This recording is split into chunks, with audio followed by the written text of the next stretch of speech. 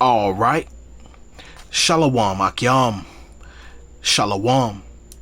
This is the brother Ba'ar coming back at you again with another daily exhortation to edify the body, to edify the sheep of Yahweh Ba'ashem Yahweh Shah to the best of my ability.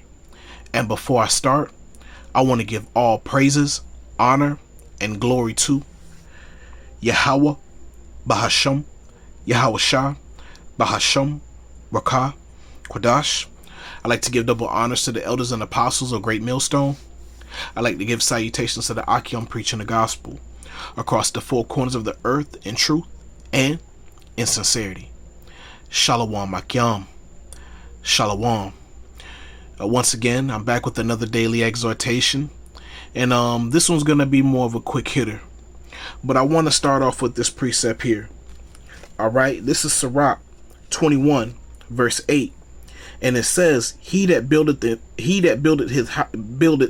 his house with other men's money is like one that gathereth himself stones for the tomb of his burial. Alright. And the reason why I wanted to start off first with this precept, man, is because the other night, I was invited out to dinner with a couple of my friends, that are in the world, and we normally have, conversations, speaking about what we've been up to, speaking of our plans, but, being in this truth, man, we're of a single mind, we're of, our hope is in Yahweh Ba'ashem Yahweh Shah, man. Our hope is in salvation. We have no plans here in Babylon, and, my friends in the world, they understand, what my hopes are, but sometimes, when you're speaking to people in the world, sometimes you got to put on that Clark Kent hat, and kind of just, speak of worldly things, but within the conversation of the evening, or the conversations in the evening, they were discussing, about their future plans. They were discussing about, saving up money, storing up their treasures, man, for their children, establishing wealth, having, what they call that disposable income, speaking of those things, right? But how could you be proud, establishing your house, establishing wealth in another man's kingdom? And Jake, in their mind, they're weird because, they want to be independent. They don't want to go work for Esau Edom and go work at his job, at his workplace. They'll have that. They'll have a right mind towards that. But to separate yourself from his kingdom mentally and spiritually, all right, and hope for, and hope for our own. They can't understand it. They can't see that. It's far from their mind, but the Lord has given us a ruling class mentality. The Lord has promised us.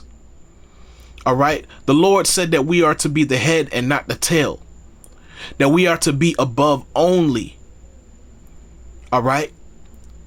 We are promised the dew of heaven and the fatness of earth, wine and corn.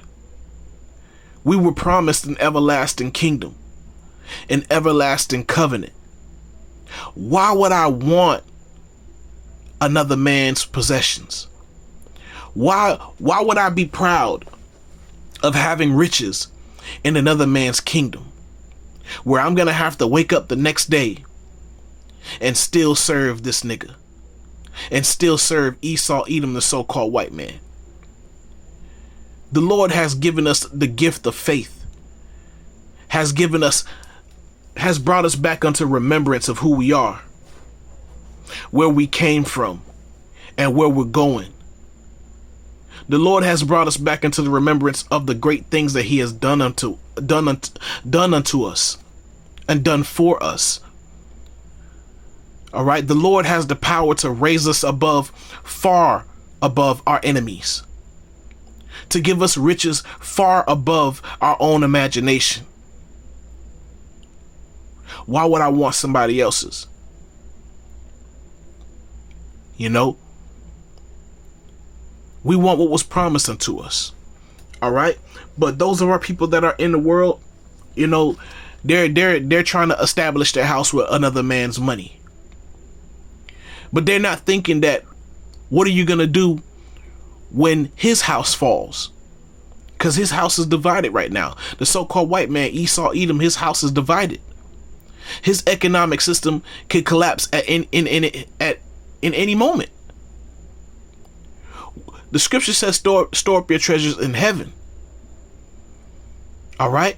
And when the Lord returns, you know, you're going to be rewarded for the work that you've done, for the ministry. You're going to be rewarded. Your faith in your patience, you know, is going to be rewarded. But our people, man, they've lost their integrity here in Babylon. This place is full of confusion, man. There's no knowledge of the Most High here in this land, as it's written in the scriptures. But our people want to build their home with other men's money. The Lord has given us money. He's given us his word. And that's enough. That's all we need. Those of us who are of this faith, that's all we need. We know the Lord is going to come through in his promises. All right. So also, I wanted to bring this out as well.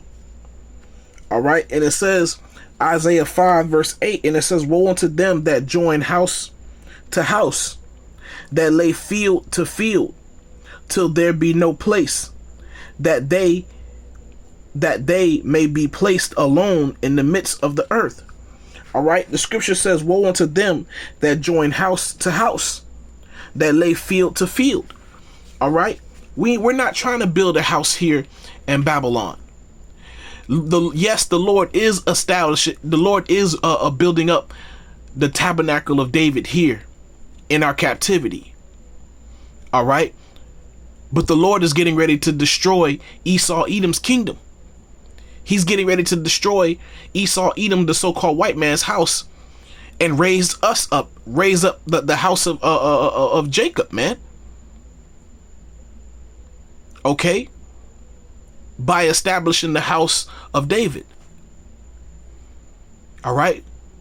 We don't want a kingdom inside Esau, Edom's kingdom. No.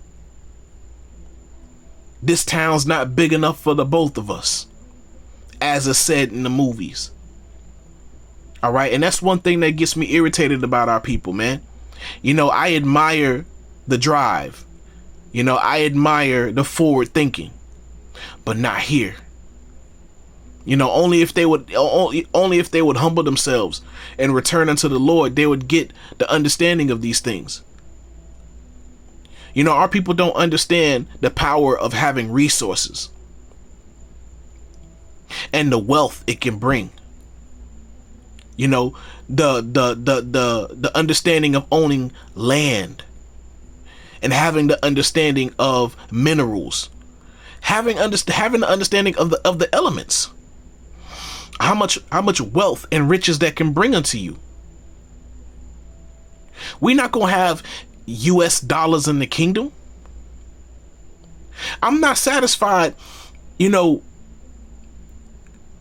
having money and having the face of Esau, Edom on my money.